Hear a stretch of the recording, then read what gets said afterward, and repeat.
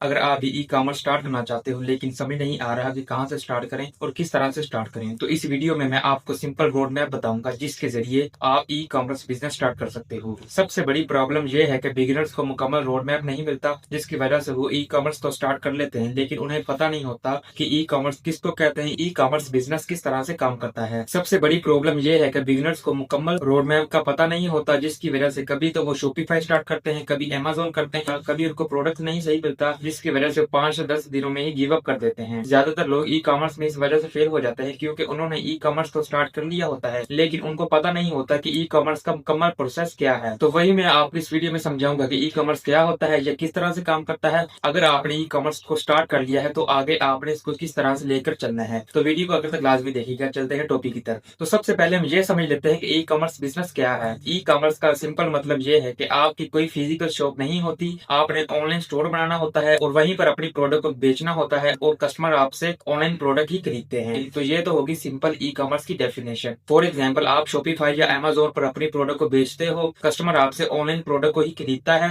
और आप उस प्रोडक्ट को कस्टमर के घर तक डिलीवर करते हो, तो इसी को ई कॉमर्स कहते हैं। तो ये थी ई कॉमर्स की मुकम्मल डेफिनेशन। अब हम इसका मुकम्मल रोड मैप समझ लेते हैं कि ई कॉमर्स बिजनेस काम कैसे करता है। अब अगला जो स्टेप आता है वो है चूज प्लेटफॉर्म। आपने एक ऐसा प्लेटफॉर्म चूज करना है, एक ऐसे प्लेटफॉर्म का इंतखाब करना है जहां पर आप अपना ऑनलाइन स्टोर बनाएंगे और अपने प्रोडक्ट को बेचेंगे। तो इसके लिए बहुत से प्लेटफॉर्म अवेलेबल है, जैसे कि अमेजोन हो गया, शॉपिफाई हो गया, एक्से हो गया। तो मैं आपको शॉपिफाई पर ई कॉमर्स करना बताऊंगा। ई कॉमर्स बिजनेस हर प्लेटफॉर्म के लिए सेम वर्क करता है। तो यहाँ पर सवाल आता है कि शॉपिफाई ही क्यों? देखिए, शॉपिफाई इसलिए भी पॉपुलर है क्योंकि यहाँ पर आप अपनी मर्जी से स्टोर डिजाइन कर सकते हो, अपना खुद का ब्रांड बना सकते हो और अपनी मर्जी से अपनी प्रोडक्ट की कीमतें ऐड कर सकते हो और आप ग्लोबली कस्टमर को टारगेट कर सकते हो। लेकिन याद रखें, शॉपिफाई पर आपको कामयाबी सिर्फ स्टोर बनाने से नहीं मिल जाती, आपको प्रोडक्ट रिसर्च करनी पड़ती है, मार्केट की वैल्यू को समझना होता है और आपको कंसिस्टेंसी से काम करना होता है। अब आपने ई कॉमर्स बिजनेस के लिए प्लेटफॉर्म को चूज कर लिया। अब जो अगला स्टेप आता है वो है प्रोडक्ट रिसर्च, और ये सबसे इम्पोर्टेंट स्टेप है क्योंकि ई कॉमर्स में आपका बिजनेस तभी चलेगा जब आपने सही प्रोडक्ट की रिसर्च की होगी। और ये क्यों इम्पोर्टेंट है? अगर आप गलत प्रोडक्ट चूज कर लेते हो तो आप चाहे जितनी मर्जी मेहनत कर लें, जितना मर्जी अच्छा स्टोर डिजाइन कर ले, जितनी मर्जी अच्छी मार्केटिंग कर लें, फिर भी आपको जीरो सेल आती है क्योंकि आपने प्रोडक्ट ही सही चूज नहीं की होती। प्रोडक्ट चूज करते वक्त आपको 3 चीजें देखनी होती है। नंबर 1 पर प्रॉब्लम सॉल्विंग प्रोडक्ट, एक ऐसी प्रोडक्ट जो किसी भी प्रॉब्लम को हल कर सके, जैसे फिटनेस, किचन टूल्स, गैजेट्स या डेली यूज आइटम्स। और नंबर 2 पर ट्रेंडिंग डिमांड, एक ऐसा प्रोडक्ट जो मार्केट में लोग सर्च कर रहे हो, मतलब उस प्रोडक्ट की मार्केट में डिमांड ज्यादा हो। और नंबर 3 पर लो कंपटीशन प्रोडक्ट, एक ऐसा प्रोडक्ट जिसकी मार्केट में डिमांड हो लेकिन उसका कंपटीशन बहुत ज्यादा कम हो। अब जब आपने प्रोडक्ट चूज कर लिया तो इससे अगला जो स्टेप आता है वो है प्रोडक्ट सोर्सिंग। मतलब कि आपने प्रोडक्ट चूज कर ली लेकिन आप वो प्रोडक्ट कहाँ से लाओगे और कस्टमर को कैसे डिलीवर करोगे। शॉपिफाई में ज्यादातर लोग ड्रॉप शिपिंग मॉडल यूज करते हैं,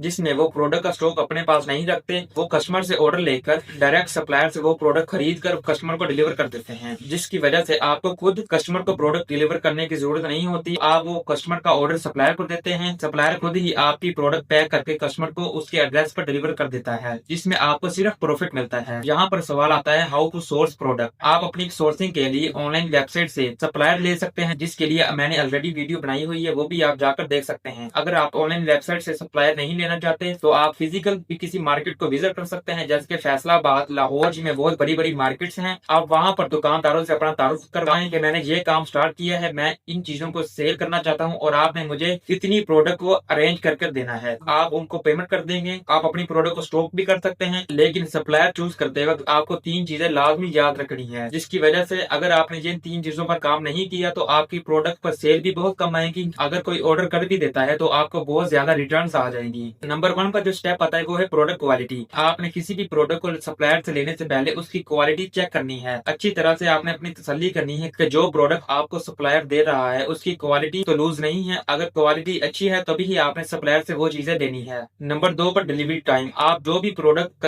सप्लायर से लेते हैं या आप उस प्रोडक्ट को सप्लायर से डायरेक्ट कस्टमर को डिलीवर कराते हैं, आपने अपनी डिलीवरी पर बहुत ज्यादा ध्यान करना है। मोस्टली पाकिस्तान में 3 से 4 दिनों में कस्टमर को प्रोडक्ट डिलीवर हो जाती है, लेकिन बहुत से केसेस में 5 से 6 या 7 से 8 दिन भी लग जाते हैं कस्टमर को प्रोडक्ट डिलीवर होते हैं, जिसकी वजह से कस्टमर प्रोडक्ट ही नहीं खरीदता और आपको रिटर्न्स आ जाती है। इसलिए आपने हमेशा कस्टमर को प्रोडक्ट डिलीवर करते वक्त एक अच्छी कुरियर सर्विस चूज करनी है। तो नंबर 3 पर जो चीज आती है वो है रिव्यू और रेटिंग्स। मतलब कि आप खुद तो प्रोडक्ट नहीं बना रहे, आपने एक सप्लायर से प्रोडक्ट लेकर ही कस्टमर को डिलीवर करनी है, इसलिए लिए आपने पहले सप्लायर को चेक कर लेना है कि जो लोग सप्लायर से पहले से प्रोडक्ट को खरीद रहे हैं उनका सप्लायर के हवाले से क्या रिव्यू है, कि वो कह रहे हैं कि इस सप्लायर की प्रोडक्ट सर्विस अच्छी है, तो आपने उसी सप्लायर से अपनी प्रोडक्ट को खरीदना है। अब जब आपके पास प्रोडक्ट और सप्लायर दोनों हैं, तो इससे जो अगला स्टेप आता है वो है स्टोर डिजाइन करना और प्रोडक्ट लिस्टिंग, क्योंकि यहीं से आपके ई कॉमर्स बिजनेस का मेन पार्ट शुरू होता है। शॉपिफाई में आप अपना स्टोर डिजाइन करते हो, जहां पर आप अपना ब्रांड डिजाइन करते हो, अपना लोगो डिजाइन करते हो और अपने स्टोर को प्रोफेशनल लुक देते हो। अब जो सबसे मेन पार्ट आता है वो है प्रोडक्ट लिस्टिंग। आप अपनी चूज की हुई प्रोडक्ट को अपने स्टोर पर ऐड करते हो। अब जब आपको ई कॉमर्स का पता भी चल गया है, आपने स्टोर भी बना लिया है और आपने प्रोडक्ट को लिस्ट भी कर दिया है, तो इससे जो अगला स्टेप आता है वो है मार्केटिंग, क्योंकि मार्केटिंग से ही आपका बिजनेस ग्रो करता है। और बिगिनर सबसे बड़ी गलती ये करते हैं कि वो इसी स्टेप पर आकर रुक जाते हैं। उन्हें लगता है कि सिर्फ प्रोडक्ट को लिस्ट करने से ही आपको ऑर्डर्स आ जाएंगे, लेकिन ऐसा हरगिज पॉसिबल ही नहीं है। शॉपिफाई या किसी भी ई कॉमर्स बिजनेस में आपको सेल तभी आती है जब आप मार्केटिंग करते हो, अदरवाइज आपको कोई भी सेल नहीं आती। अपने स्टोर पर पहली सेल लाने के लिए आपको मार्केटिंग करनी पड़ती है और मार्केटिंग आपकी 3 चीजों से होती है। नंबर 1 पर सोशल मीडिया प्रमोशन। आप अपनी प्रोडक्ट को सोशल मीडिया प्लेटफॉर्म पर प्रमोट करते हैं, जिसमें फेसबुक, यूट्यूब, टिकटॉक, इंस्टाग्राम शामिल हैं। और नंबर 2 पर जो चीज आती है वो है प्रोडक्ट कंटेंट। आप कंटेंट बनाकर भी अपनी प्रोडक्ट को प्रमोट कर सकते हैं। आप खुद कैमरे के सामने आकर उस प्रोडक्ट को प्रमोट करते हैं, लोगों को बताते हैं कि आप उससे ये प्रोडक्ट खरीदो, आपको इसके ये बेनिफिट्स होंगे। जिस तरह से मोस्टली लोग प्रोडक्ट को प्रमोट करते हैं। और अगर आपने प्रोडक्ट कंटेंट बनाना स्टार्ट कर दिया तो आपको शुरू दिन से ही सेल्स आना स्टार्ट हो सकती हैं। और नंबर 3 पर टारगेट ऑडियंस, मतलब कि आपने अपनी प्रोडक्ट को किन लोगों में बेचना है। आपने अपनी प्रोडक्ट को उन लोगों को दिखाना है जो कि इस प्रोडक्ट की नीड रखते हैं। और इन चीजों में जो कॉमन मिस्टेक बिगिनर्स करते हैं वो है,